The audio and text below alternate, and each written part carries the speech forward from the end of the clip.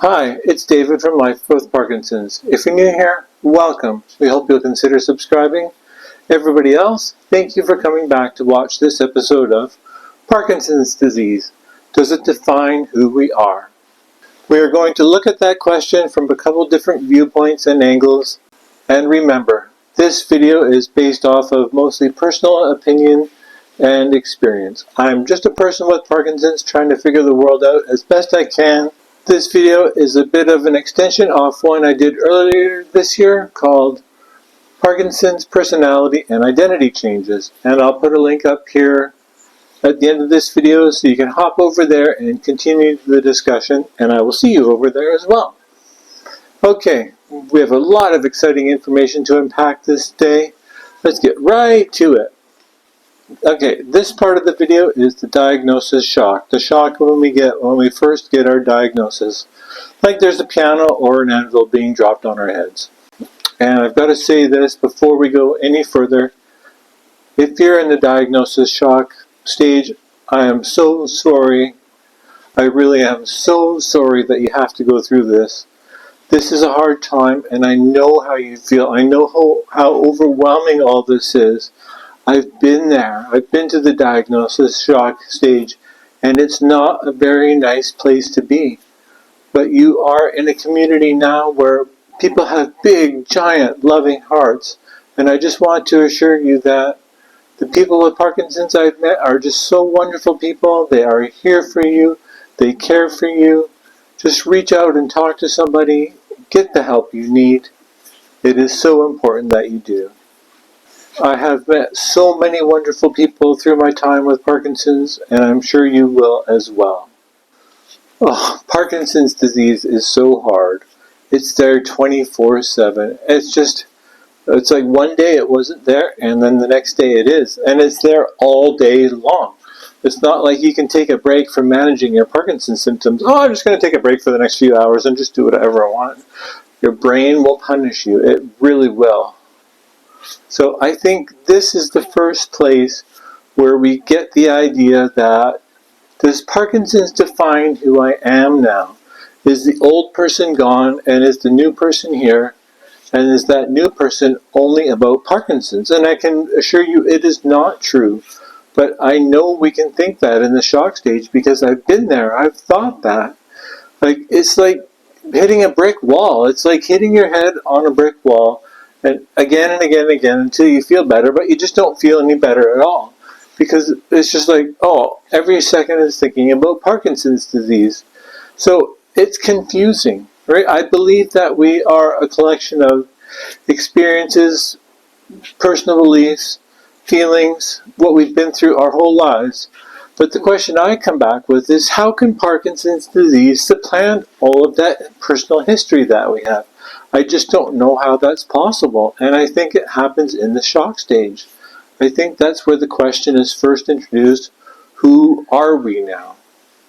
And the shock stage is not a short one. Like my first movement disorder specialist said to Haley and I when we first saw him, this shock can last up to 2 years, and he was right. It took a long time to shake it free, but eventually it did. So I assure you that you are not just defined by Parkinson's disease. You are still the person you are. It's just now from here forward, things are going to be a little bit different. And I still remember my shock moment. The movement disorder specialist came up to see me on a Sunday because my family doctor kept phoning him, which I really appreciate. But I got the diagnosis on a Sunday, went to work on the Monday like nothing had happened. It hadn't sunk in yet. But the next day when I went on Tuesday to work, I was only there for like an hour or less, and I just said, I gotta go home. I can't work today. And I went home and I cried for like 8 hours straight. It was just so shocking and earth-shattering. And it's like everything I thought about in life had changed. Everything we were planning. And that's what was so hard about it. Everything just came to a halt. It's like the quiet before the storm. Melody Beattie once said, our identity is a collection of thoughts, feelings, and beliefs about ourselves that we've gathered up over time. I really feel that our lives are similar to what Melody Beattie said there. Our identity is our thoughts, feelings, and beliefs collected over time to make the person that we are today. So that person, for me, had been built over 43 years. So how could Parkinson's disease come in and supplant 43 years of life experience? I don't see how that's possible. But in the shock moment, that's what it does feel like. It feels like Parkinson's has replaced who we are. But to go with that, to go ahead with that and be okay with that, I just don't think that's a great idea. I don't think that's a great idea to do that, because we are still the person that we are. It's just that Parkinson's is going to slot in there somehow. Maybe we can't figure that out for a while. I couldn't figure it out right away. But in that shock period, it feels like that's what has happened. When we are stuck in the shock moment, that's all we can think about is the Parkinson's disease. And I'm going to say this right now. Parkinson's disease is not a death sentence. And I'm saying this to people who are in that shock stage, or maybe in the next stage, the disease depression stage. Parkinson's disease is not a death sentence. It's not going to kill you. You can still do the things that you want to do. You can still go to the places that you want to go. You can still make plans for the future. Even if you can't see that now because you're like stuck in a tunnel without a flashlight, it is still out there waiting for you when you feel a little bit better. And I understand the pushback that comes from this part of the video. I understand that you may want to push back and say, well, Dave, Parkinson's just came in and changed our whole world. Well, it changed mine too. My whole world changed, but I got through it. I'm okay, and a lot of other people will be okay. You will find a way to deal with it. Yes, Parkinson's did change your life. Everything is different. I know that. But if it wasn't Parkinson's disease, it could have been something else. We've got hurricanes, forest fires, floods, wars, murder, famine, earthquakes. There are a lot of things that it could have come in and interrupted your life and disturbed all the plans that you made the future. Plans change. You can change those plans and make new ones. It's going to be okay. We're here for you. I just don't know where we get this crazy idea in life that our lives are going to have no major interruptions and we're going to just cruise through life.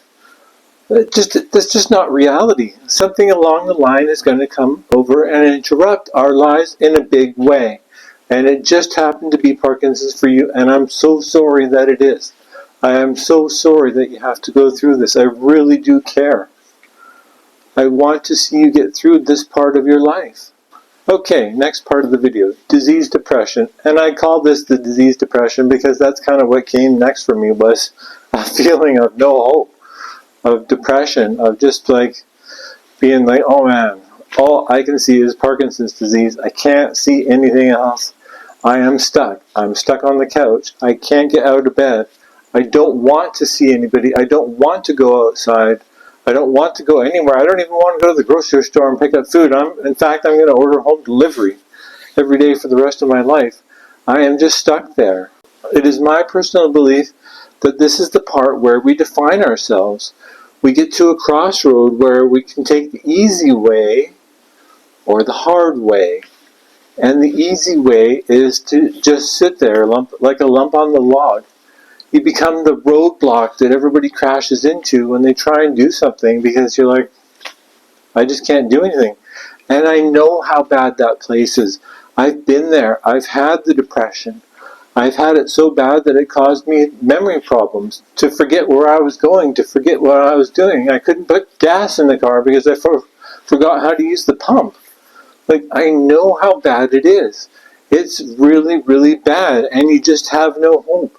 You have no get up and go. You're stuck on the couch, and people are worried about you. Like, I hear it all the time in comments and emails and communications from spouses and caregivers that are so concerned about their loved one, their person with Parkinson's. Dave, why can't they get off the couch? Why can't they do anything? Why can't I get through to them? It's because they're stuck in depression, and I don't know how to explain the depression, but it just feels like there's nothing to do. There's no hope. And I don't have that magical fix because I just don't feel there is one. Like, I don't think we can change people. We can only change ourselves. So the change has to come from them internally, and I don't know how to stimulate that. If you've talked to them till you're blue in the face, I don't know, maybe it's time for a different strategy. Maybe an intervention, but I don't think that's a good one too. I think if that had happened to me, that would have gone really badly. So all you can do is talk to them and point them in the right direction, and that change has to come from them. And it's in this moment that they make that decision. They make that decision of, is Parkinson's going to define their life? Because if they take the easy way, then Parkinson's is the thing that defines their life, because that's all they can see. They can't see anything else. But if they take the hard way, if they take the fighting way, that's where they're going to end up being like, okay, Parkinson's can slide in here. Maybe not today. This isn't like a magical change. This isn't just like, oh, I just feel better all of a sudden today. Well, I hope it is. Maybe for some people it is. But for me, it wasn't. It took a while to get there. It took a while till I could okay, this world is, okay, maybe there is a way out of here. For me, it didn't happen overnight, but I was able to take the hard way. And that is what kind of got me out of my depression.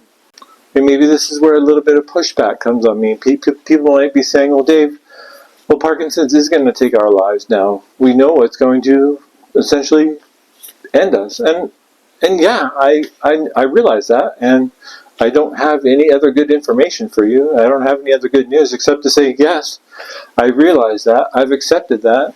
I realize that a complication from Parkinson's will probably arise sometime in the future that will end it for me. And I'm okay with that, because it would have been something else. If it wasn't Parkinson's disease, it would have been something else.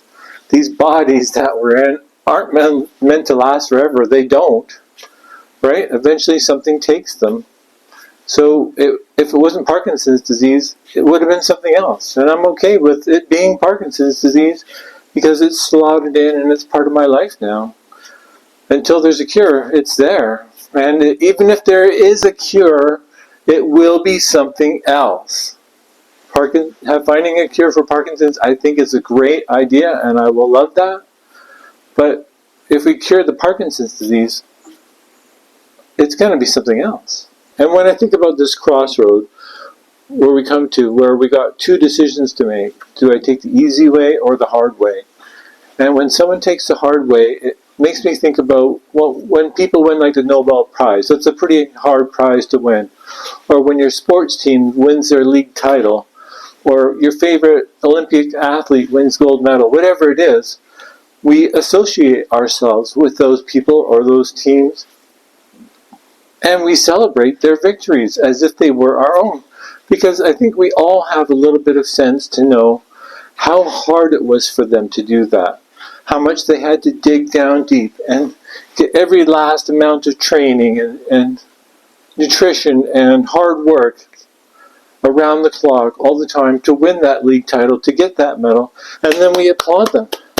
I think that's what we should do for this section of people. People that are in that depressed diagnosis stage, where they're lifting themselves out of that depression. I think we need to applaud and cheer that, because it isn't easy. It's a major accomplishment. Like, they've had an overwhelming chronic illness diagnosis, and they're getting out of that depression. And I applaud you people, because I know how hard you're working. You're doing a good job. I celebrate you and cheer for you. I think you deserve that applause. And there's going to be family and friends around you cheering you on as well, especially your spouse or caregiver. They're going to be so happy to have you back. They probably want to go do something with you. And I think it's a wonderful thing. And we need to cheer those people on, because it is so hard to get out of this depressive state. Okay, last part of the video, acceptance of our situation. William James once said, acceptance of what has happened is the first step to overcoming the consequences of any misfortune. And I think that has a lot to do with the short video I put out this week. And I'm just going to explain what I meant about that video a little bit more. In that video I said I need my pain because my pain defines who I am. And what I mean is that I feel that our lives are more shaped, and our character and who we are is more shaped by our sorrows and our tragedies than by our happy moments. And believe me, I enjoy the happy moments. I want the happy moments to come more often. But I feel that our character and who we are grows more in the tragedies because we have to learn things about ourselves, and we have to learn compassion, empathy, kindness, patience, love for each other. I think those are the things that we learn in our sorrows and our tragedies, like getting Parkinson's disease. It's a big journey. Like it's massive because it's one that just carries on every day. And that's what I meant about that short video. I need my pain. I can't give it up. I can't ignore it. I have to slot it in somewhere and let it become a part of me, because Parkinson's is a big part of me now. It just won't go away.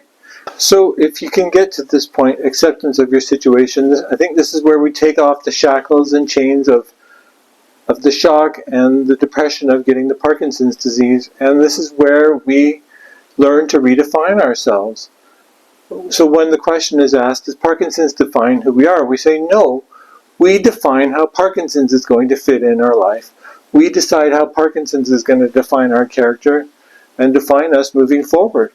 Because that's where the point that we can go out and do things again. We can go to the places we want to go, be with the people we want to be with, and go out and do things that we enjoy and love. And we're okay now because the Parkinson's is slotted in as part of ourselves, and it doesn't rule our lives. And I think that is a great place to be. So that video I was talking about earlier, Parkinson's personality and identity changes, should be coming up here. So when you're done there, give it a click, and I'll see you over there, and we'll continue the discussion. But for now, thank you for continuing to take this journey together. Thank you for liking, subscribing, watching, and sharing this video with your family and friends. Please leave a comment or a question below. I'll see you on the next one. Have a good day. Goodbye.